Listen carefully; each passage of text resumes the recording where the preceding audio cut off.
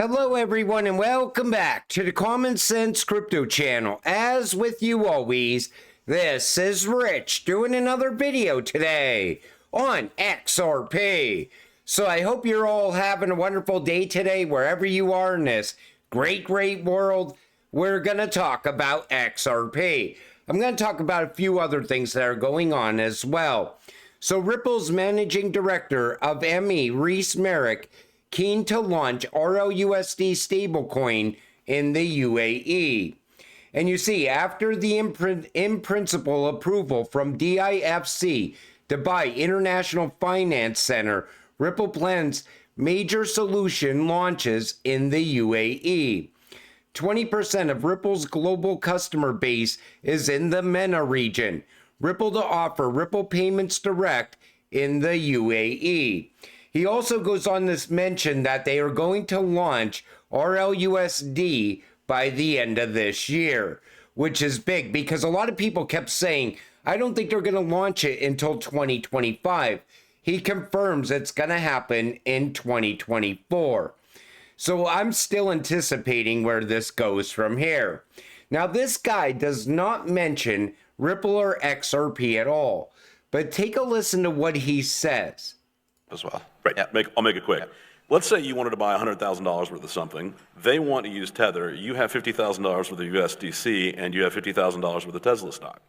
Imagine being able to compose in real time in a single transaction all of the nested transactions necessary to swap your USDC and Tesla stock trustlessly and escrowlessly into Tether and use that as the settlement thing that you email over and it settles immediately. The ability to kind of go cross-market in one market is just not something we currently think about doing. Right. Certainly not in real time. So think about this. You take Tesla's stock to XRP to Tether on the other end. And you could merge other assets of value into XRP before you even send it across borders. What this clip showed you is everything that of value, XRP can move it, and you're always going to need a bridge. And that's what XRP is built to be, the world's bridge currency. Ripple CTO says he's taking XRP to $420, funding secured. And you see, this is real. David said this is a joke. And I wanted to mention this because I see people now talking about this. They even went as far as to white out, this is a joke. I mean, people, they take the simplest thing and they have to build so much hype around it. It's nonsense at this point. Is XRP going to reach $420? Absolutely, at some point in the future. Once we start to bring a lot of value to the XRP ledger and XRP is moving that value around the world, the price of XRP is going to change so quick. We don't need to hype up nonsense for XRP. It has actual utility. DOHA Bank, Qatar, has selected Ripple partner Neum for real-time cross-border payments. Neum has several, including RippleNet, Ripple Payments.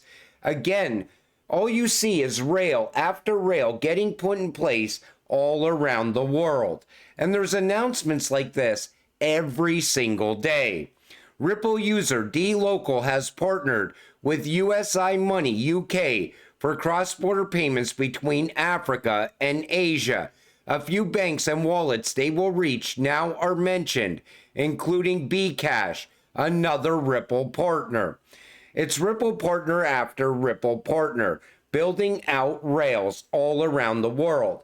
And the partnership will power seamless wallet-to-wallet payments to serve the remittance corridor between Malaysia and Bangladesh. When they talk about wallet-to-wallet payments, I always pictured that as something we would see in the future. In other words, you could go directly from your digital wallet to the merchant's digital wallet, to a friend's digital wallet, without having anything in between. That will come as we get mass adoption. I think once we get institutional adoption, institutions are going to open up so many more options for crypto holders. Crypto is going to be a household name. XRP at some point will be a household name. It's just a matter of time. Interestingly, Neum can now move through Swift too. So Neum is now connecting to Swift.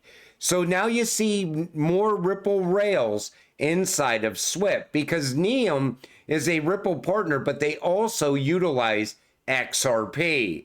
And it goes on to talk about ISO 222 standard. So when people talk about ISO, like I keep telling you, they keep downplaying it. That has nothing to do with crypto. That's not going to bring any value to crypto. It's like, come on, people. Do you not see where this is going? If the network that XRP is running on is ISO compliant, XRP is still going to be moving value across that network on a daily basis. So it's going to bring value to XRP. For an MCBDC global stablecoin to be used effectively, a single multi-currency payment platform must be created. BRICS are working on a common payment platform known as BRICS Bridge. This comes from Mr. Man. Now, I want to point this out right here. In a domestic situation, there is a natural, trusted central party.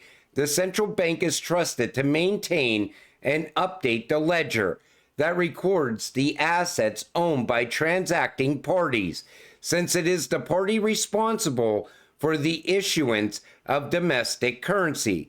However, at a global level, there is neither a singular global currency nor a dominant trusted central party. Hence, a MCBDC arrangement is preferable to the creation of a global stablecoin. The BRICS countries do not trust each other. The BRICS countries already have Ripple rails inside. So think about this going forward. When they create their global stablecoin, whatever it is, they're going to still have to move that stablecoin, that CBDC, from one BRICS country to another. What is the perfect bridge to work in between two countries that don't trust each other? XRP. It works as a trust layer. And I still think the BRICS are going to utilize XRP going forward. Now, it finally made the mainstream media news. It is long overdue for Congress to pass legislation that gives clarity to stablecoins in the United States. That is why I released draft legislation that builds off of Patrick McHenry's work that establishes the framework necessary to unlock this technology's potential to benefit Americans. This comes from Bill Haggerty. So now they're talking about stablecoins on Fox Business because they want to get that legislation put in place by the end of this year. I think once they get that legislation put in place, I think it's going to work with that new U.S. Treasury dollar. We don't know what that looks like yet. That could be the U.S. CBDC. They'll call it the Treasury dollar stablecoin because now they're not going to call it a CBDC. There's no way because people would not go along with it. But most people outside of crypto don't know what a stablecoin is. All a CBDC is a stablecoin issued by the U.S. government. A lot of people are going to be arrested after the election. Bombshell. Foreign countries have been discovered funneling billions of dollars through Act Blue to Democrat campaigns. The director of national intelligence and the FBI claimed they found evidence that 4 countries, China, Iran, Venezuela, and Russia, funneled money through the Act Blue online Democrat portal. 19 attorney generals throughout the United States are now actively investigating this, in addition to Ron Johnson in the Senate. Getting the source is how the Hunter Biden laptop story went from fiction to fact very quickly. And that's exactly what's about to happen with Act Blue. And you know, I said it before, the money laundering operations did not close down once FTX fell. And watch and see, they'll somehow tie this to USDT. Because I still think USDT Tether is also a money laundering operation as well. How could Tether create fake value out of nothing and get away with it? There's no way the US government would ever let Tether get away with that if they weren't getting value from that, if they weren't getting something out of it. And you know, Tether had a lot of ties to FTX as well in the Bahamas. But I'm waiting to see where this goes from here. But we knew the money laundering operation did not come to an end. I said this has been going on for a while. And, you know, eventually I think a lot of people are going to have to go down. There's just going to be way too much damning evidence to get rid of. Then there's this. There it is, folks. Take a listen to the governor of North Carolina, what he just said. Sure, you know, North Carolina had two 500-year storms within 20 months of each other in the same place. Mm-hmm. We just had a 1,000-year storm event in southeastern North Carolina, 1,000-year. We know that that's not true anymore. We know that these events are going to become more and more intense. So we've spent a lot of time being smart about the way we approach rebuilding. We go into communities, we work with them, we have plans for local governments. You know, in some areas, you just shouldn't build back. Mm-hmm. And we've been able to convince certain communities and people that buyouts are better, and you create green space that soaks up flood water that comes and protects surrounding areas. When you do build back, you have to invest more in order for property to be more resilient. But when it is elevated, we even saw in some of the storms subsequent that those properties were unaffected because we had made them more resilient. So those are the challenges that we're facing every day. And it's one of the reasons why we've been able to get a number of Republican local officials, particularly on the coast, who said, okay, guys, climate change is here. We know that we have to do something about it. We know that the United States is the leader in the world, needs to set an example. North Carolina needs to set an example. And so after hearing that, what do you think? Do you think it was a land grab in North Carolina? And take notice, he managed to put Build Back Better and climate change in this clip.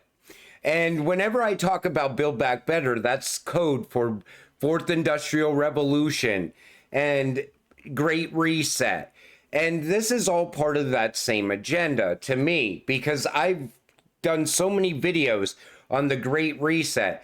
And every time you turn around, you see all these government politicians, all these people in power saying, build back better. I hate when they say that because I know what they mean. They mean Great Reset. But you know, we're crypto investors, and we're about to see crypto take off like never before. There's so many catalysts that can send XRP. What I wanted to show you in this video is how the rails continue to expand around this cryptocurrency. We are at the point where at some time, all of a sudden, out of nowhere, XRP is just going to start to take off. And then we're going to find out shortly after that utility is pushing the price of XRP. That it's not just us going into alt season. Actual utility, actual value is going to be pushing the price of XRP. And that's what I'm waiting for to happen, because that's going to be a very exciting time. Nobody ever seen a utility run before. And I stress that because we don't know how long it's going to last. And we don't know how high the price of a cryptocurrency like XRP can get. I think we are going to see a major transition happen around crypto. The hype is going to disappear and utility is going to take over. And until it happens, stay patient, stay positive, and let's get rich together. With that said, I'm going to wrap up this video. I want to thank you all for watching. I appreciate all of you. I'll see you in the next one. Have a great night.